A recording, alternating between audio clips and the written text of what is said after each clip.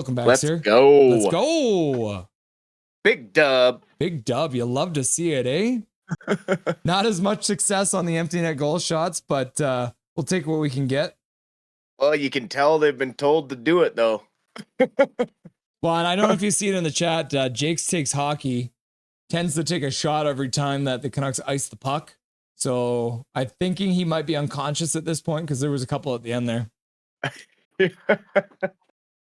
Yeah, he might be in for it as we if we lead more games here in the third, because it's clear that after that drill, all they want to do is shoot at the net. I feel like there's some sort of side bet going on with them all now of who can get the most empty net goals here or something, because they've definitely taken more shots at the empty net than they've taken in some games. So it's practice makes perfect. Oh yeah, man, it was nice to see the shot total up over 30 for the Canucks in a game, hey? It's been a while since that happened. Shooting from everywhere. Yeah, you love to see it. So if you're looking, let's have a quick look at Lekkerimäki. How did you feel about his overall game tonight? Not bad. I think he looked like a nervous first game player out there. Overall, you can't really fault his game. I don't think he caused any major issues out there. I think he was trying to help on the power play as best he could. I think getting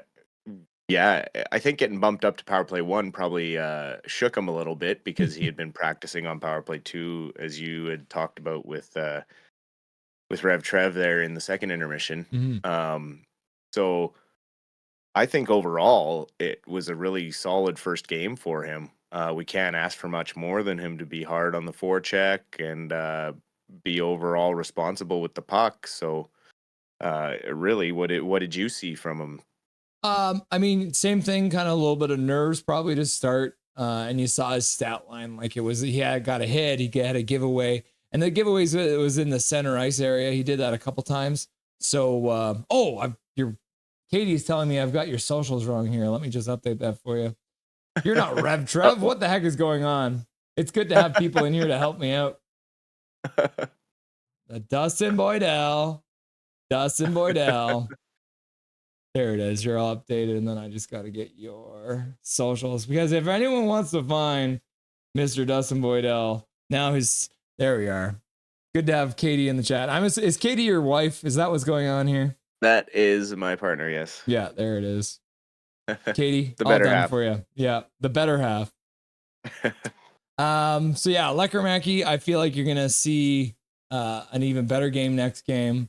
But even like when I was talking with the Rev Chef during the second intermission, he was shocked to hear that he had a couple hits. But I mean, like we said, it's not like he was laying people out, but he was separating people from pucks. So if he keeps his game simple and keeps on shooting the puck like he has been, I won't be surprised if he scores next game too. Yeah, I mean, it was a great first game to build on. Lots of stuff to build on. Not a lot of bad mistakes. Not many egregious errors. So all he can do now is get a few more shots through, try and find more space. Obviously, that's going to take a bit of time to get comfortable at the NHL level versus the AHL level. But the way he found his feet in the AHL level, I would expect him to. It only took him 2 games to start scoring down there. So if he starts finding a pattern into finding some space, he's got that hockey sense. So I wouldn't be surprised, like you said, if he finds the back of the net next game. Yeah, and you could see, I think it was the last power play that they had. He was a little static. I think that was probably maybe the only problem I saw. The Canucks have really been trying to have that rotation where nobody's set in an individual position. But I think on that power play, you kind of saw him planted kind of in the middle of the slot. Whereas with a Besser, you'll see him, Besser would rotate to the front of the net, rotate back in the high slot. You didn't really see that from Lekkerimäki, but that, like you said, he wasn't practicing with the first power play unit. So that might even come pretty quick here in the next couple games. And I think so, for sure. Yeah. One player that I don't think had the greatest game got lucky that I think Calgary was on a back-to-back was Hronek. Not his strongest game defensively. Some sloppy turnovers and getting beat a little bit on some angles. So I think we were a bit lucky in that sense. Lankinen looked great, bounced back after the tough game there against Edmonton. Overall, I think it was a very solid game. to build on to bounce back from what happened on the weekend. But definitely some sloppy breakout stuff that we can clean up, and a few other things that I think we need to just tidy up a little more as we meet up against those teams like Edmonton, New Jersey, Carolina, those playoff ready teams that we know we're going to have to beat coming down the stretch. Those are the teams that we need to make sure we're ready to not have all those mistakes and sloppy errors. So luckily we have a bit of a soft schedule here where we can work that stuff out with the injuries and stuff we have. And Joshua, Demko are right on the horizon, so it's only going to go up from here. Considering what we've had to deal with injuries and different personnel to start this year, I mean, we're pretty fortunate to be in the position that we're in. So I mean, I don't remember the exact stat, but everyone was throwing out like the Canucks with Dakota Joshua last year versus the Canucks without Dakota Joshua are almost completely different teams. Like with Dakota Joshua in the lineup, they were like, I think they were playing like 750 hockey. And then without him in the lineup, they were running just below 500 or something like that. So, and the fact that the Canucks right now are running at 108, 107 point pace, getting him back can only take that to a higher level. Maybe they even end up finishing with more points than they did last year. And then looking at it, Chef Alvin bringing in just a random piece, Mr. Brandstrom, a 2-point night for him. How good does that feel for him who, by all accounts was almost like going to be an AHL regular? Now he's got his first goal for the Canucks. What does that mean for the double umlaut man? I think it's great. He's shown great skating ability. He's shown offensive upside. And really tonight, actually, him and Desharnais had a very good game defensively as well.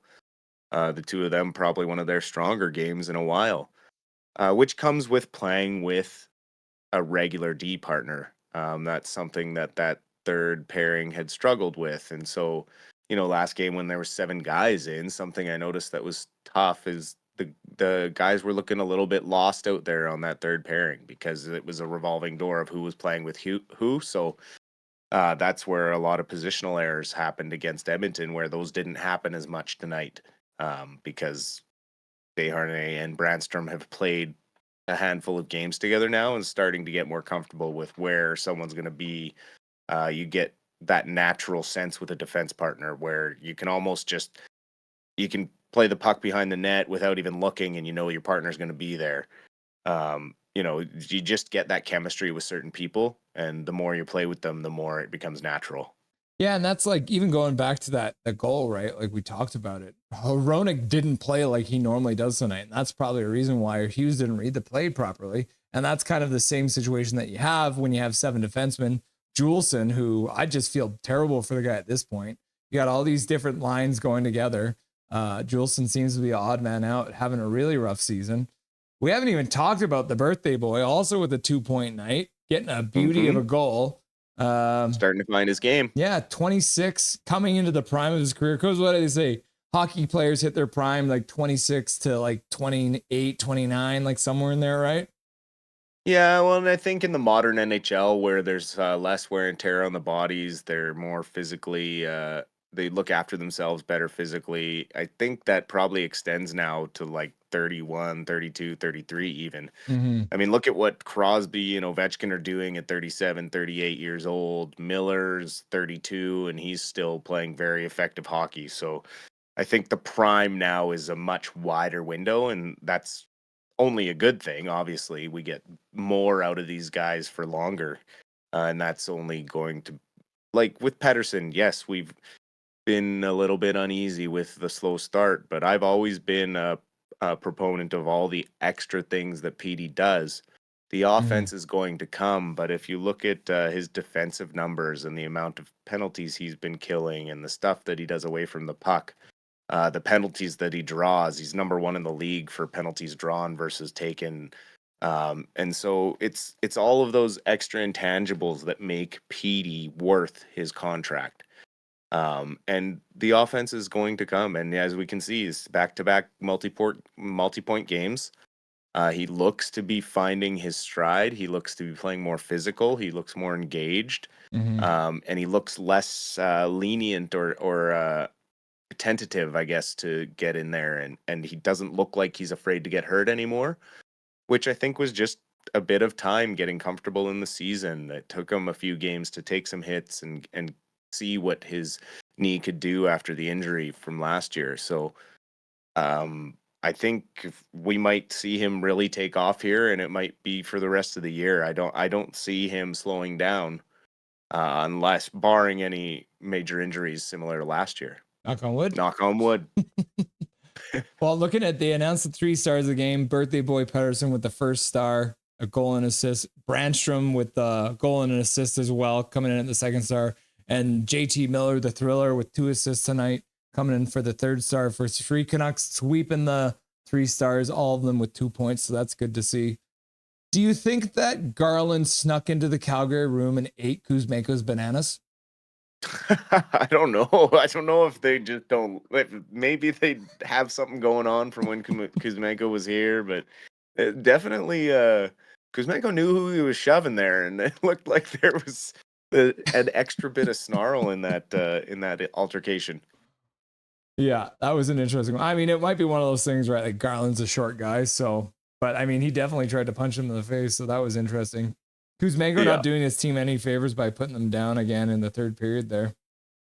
No, Kuzmenko continuing to trend downward in his offensive play since his first year with Vancouver. So no change in that now that he's gone to Calgary. A lot of soft plays coming across the line, driving hard. Um, Reminded me of like a younger Mason Raymond. He used to be similar, where he had all this potential and speed to drive up the wall and cut to the middle and get all this space, but they're tentative players, and they cut across the blue line and they turn back, Mm-hmm. or they look for a soft pass or a cross ice pass, and it's just not effective in the NHL anymore. It just gets too blocked up. So Trying to force uh, plays. yeah, so we'll see. We'll see what his career brings, but looking like that was quite a smart trade by Alvin to trade with his value high. The other trend that continued tonight, just in regards to face-offs, the Calgary Flames have been terrible in the face-off, only winning 41%. Canucks absolutely dominated. Shorty jinxing Bluger mid-game by calling out his perfect face-off percentage. What does that mean for the Yeah, Canucks? Because that, I mean, we remember that going all the way back to like 2011. You had Henrik Sedin, who was a beast. You had Ryan Kessler, who was a beast. You had Manny Malhotra, who was a beast. It seems like we have probably 6 guys on this team that can be good in the faceoff circle. How important that is moving forward into the season, just to get the possession of the puck right off the draw. well, you just said it. Possession. It's such an important part of the modern game. Having control of the puck, and you dictate the play that way. So, if you can win faceoffs and control the play, then you get to run your set plays and different things and practice different things. But if you're constantly fighting to get control of the puck back after it's dropped, that is tiring, and it wears on you, and it definitely changes how you have to play. We see that in games when Canucks go up against teams that have strong centermen as well, and they are losing faceoffs.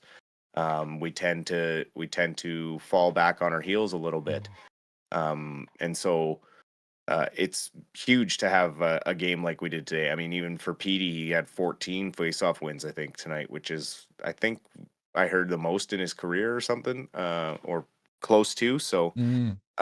those are all really positive trends. And I mean, Manny Malhotra used to win them with his eyes closed. And having someone like that who has that skill in your organization and is teaching your young guys down in Abbotsford how to win faceoffs and work hard on that sort of stuff is going to be nothing but beneficial. Yeah. How many dinners does Heinen have to buy for Desharnais now? Is it just one, or like, because he slashed that stick right when Desharnais gets his second career playoff or like goal ever, which people don't even think about. But like, how unfortunate is that for Desharnais not to get that goal? That's a tough one. That's a tough one. That's tough timing. And I think that's more the stick company that might owe Desharnais one there, because that wasn't exactly a vicious slash. Mm-hmm. Um, I think it was more that one probably would have gone unnoticed had the stick not broken. It wasn't exactly violent, so very unfortunate play. But nice to see that Desharnais is getting involved in and reading the play like that. He's getting more comfortable out there, and it showed tonight. He made a couple of really good defensive plays. He got back in the first period on one rush back where he came rushing back and poked the puck away, and it looked like it was going to be a 2-on-1, but he broke it up, and I was really happy to see that because I know he's been struggling a little bit to find his place on this team. So Yeah, I was starting to wonder if he was even going to stick or if he was going to end up being the 7th or 8th guy after Forbert got back, or even Juleson. They might have started giving him another chance. But then you saw a similar situation too with Hughes. Gets his stick slashed out of his hand, which results in a power play. Immediately the next faceoff takes a slap shot, breaks almost exactly where he got slashed. I'm wondering maybe he didn't change his stick, or was it just like coincidence? Or yeah, that's probably one. He probably should have given the stick an extra check there, especially when you get the power play call if the slash has been called. But I mean, it's hard. Sometimes you can't see, especially when it's up in between your hands like that. You can't really feel it as much because most of the time you move your hand down the stick, you think it's going to be broken towards the blade, stuff like that, or snap right in the middle. So I mean, it's just one of those fluke things. I mean, how often do we see Alex Edler wind up for one in a stick break? Like it was every other game. yeah, So maybe he just needs to look for another sponsor. yeah. Well, I remember like when those composite sticks first came out, like I felt like someone in my chat earlier was like, yeah, I remember Chris Pronger broke 2 sticks on one power play back in the day because they would just explode. And I remember, I think we were playing together at the time when I got my first synergy, and like all of a sudden I had the greatest slap shot I've ever had in my entire life. And it lasted for maybe like 10 or 15 games. And then the stick was a noodle at that point. I was back to my regular wrist shot. Yeah, there was a bunch of weird stick plays. Like Connor Garland loses his stick in the corner, goes to collect the puck or the stick, and then the puck comes to him immediately and he gets the puck and clears it out, which was interesting. And then just drops sticks all over the place. It was kind of weird that way with the sticks. It was like a game of pick up sticks tonight. Yeah. Yeah, and you mentioned the 3 stars there, and it's funny because we don't even think of Lankinen as in that conversation because he really didn't have a tough game. Like, other than the first period there, and like 5 minutes in the third, it really didn't feel like Calgary had any major chances or quality chances really coming against us. So that was nice to see, and a very positive thing for our defensive core coming out of this game. So definitely a great bounce back game, and only can build from here. Yeah. All positive, all positive. So just looking ahead now, former captain Bo Horvat, New York Islanders coming in on Thursday night. The Islanders do tend, like a lot of these Eastern teams, have a hard time playing on the East or on the West Coast as a result of them starting at 10 p.m., which is their bedtime. What do you expect to see out of the Canucks starting that game against their former captain? I think it'd be good to build on this game, carry the momentum. Hopefully, fingers crossed, we got Joshua in the lineup, so that'll bring some energy to the team for sure. We got to find a way to score first. I don't care who we're playing against. We cannot continue this trend of playing from behind. We put up a fight tonight, looking like we were going to strike and score first, but still ultimately ended up in our net. And luckily, we had an early power play in the second, which changed things. However, if that power play doesn't happen, could be a different game, and we gotta find a way to play with the lead, rather than getting behind. Yeah. So the Canucks managed to pull off the win in Alberta Part 2. Islanders are currently 6-6-4, so playing 500 hockey. They are a -8 overall for goals for, goals against, and then the last 10 games they're 4-4-2, and they're on a streak of losing 2 games in overtime. Do they play before?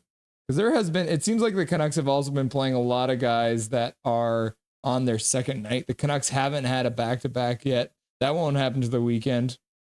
Yeah. Let's see. I'm just gonna quickly check this. Wednesday, the Islanders do not play. So, but I No. believe they played tonight. No, they didn't play tonight. So they're actually coming in rested, which is probably a good thing for them, and probably a good Yep. thing for an entertaining hockey game. Yeah, I think they're coming off a loss to the Devils in OT. Yeah. Yeah, 2 overtime losses. Yeah, the Islanders started slow this year, struggled to find their scoring touch, but lately they've been finding a bit more balance. So we'll have to be careful of those top two lines. Obviously, they don't have Barzell in their lineup right now, which is huge. So Yeah. that is it makes them a lot easier to defend. Missing their top scorer is huge. But obviously, we talked about face-offs tonight. Two of the best face-off guys on that team coming in Brock Nelson and Bo Horvat. Yeah. So we'll need to be extra sharp in the dot on Thursday. Yeah, you hate to see it. Barzell, good BC boy. It's always fun to see them live. Hopefully we get to see Bedard too. So hopefully he makes it in. Looks like he's having a good season too. So Yep. any final words for chat before I let you go, brother? No, just to finish up, we got the Abbey Canucks. Obviously, Oh we yeah, we talked didn't about talk their about win they that. got. There's not much to talk about, really. They had a really good game. The second goal that the Condors got again was that zone defense off the rush. Mm. It seems to be a trend that I've noticed in a lot of the games that I've reviewed now of them. When I just go back and look at some of the goals against. Off the rush, when we play the zone defense, our D-men are getting really deep in towards our goalie, and our center or whatever forward, the first forward back, is also coming in quite deep. Mm-hmm. So there's a trailer or third forward or defenseman of the opposing team that's able to find a lot of space on one of the circles coming in late, and the cross ice pass is finding him, and they've got all day. They've got all day to pick a corner on the goalies right now, and that seems to be one of the major flaws in the defense. But this game, they were definitely tightening it up. That was probably the only goal that really, or only play that really resulted in that type of breakdown like they've been having. So that was nice to see. Jet Wu added an empty netter to seal the deal. It was obviously good for Shelovs to get down and get a W and get into some game action, because the last time he played was the big loss to the New Jersey Devils, where they spanked him 6-0. So that was huge for him to get into a game, get a win, come back up. He's obviously going to see a game in the back-to-back coming up on this weekend. Barring any mere miraculous news that Demko's activated, but I wouldn't expect that type of news till next week. Demko's obviously looked better and better through practice, taking full practices. The clips online of him making saves and getting up, and he looks good. Doesn't look like he's favoring the knees at all. Doesn't look like he's thinking about it. So hopefully that's a good sign. And yeah, the baby Canucks go again on Friday night at 7 o'clock. They play home to Coachella Valley, so hopefully they can get on a streak here. They already bucked the trend of win one, lose one by losing 2 in a row. So hopefully now they can get on a winning streak. Yeah, that'll be Hockey Fights Cancer Night on Friday night in Abbotsford. So I'm gonna have to put one in the swear jar, but fuck cancer. That's one's worth Amen. it. Do you think there's any chance that Shelovs goes down for another game down there before the weekend? I don't think so. Not with the back-to-back coming up. Just because maybe if they played tomorrow night, he might go down and play tomorrow night's game. But because they don't play till Friday, we have the Thursday night game. Sealoves will be on the bench. Then we play Saturday, Sunday. So I don't, and I think do we travel on the back-to-back, the second game? No. No? Okay, so it's just a back-to-back at home, so it's not that big a deal. He Yeah. might go down and play Friday night. We'll see. Well, I guess it's 3 games in 4 nights, so you're probably right. I don't think you got the Islanders on Thursday, you got the Blackhawks on Saturday, and you got the Nashville Predators on Sunday. So there's probably just too many games in that stretch for him to get down there. But I mean, at least he got down there for get his confidence up for that one game with the 4-2 win down there. Yeah, exactly. Yeah, cool, awesome, all up to date. Abbotsford Canucks coming up. They're playing on Friday night. And then we got the Vancouver Canucks on Thursday night against Bo Horvat and the New York Islanders. And we'll be seeing you there, won't we, Dustin? I hope so. Cool, brother. Awesome. Have a great night. Cheers. Talk to you soon. You as well. Nothing is perfect.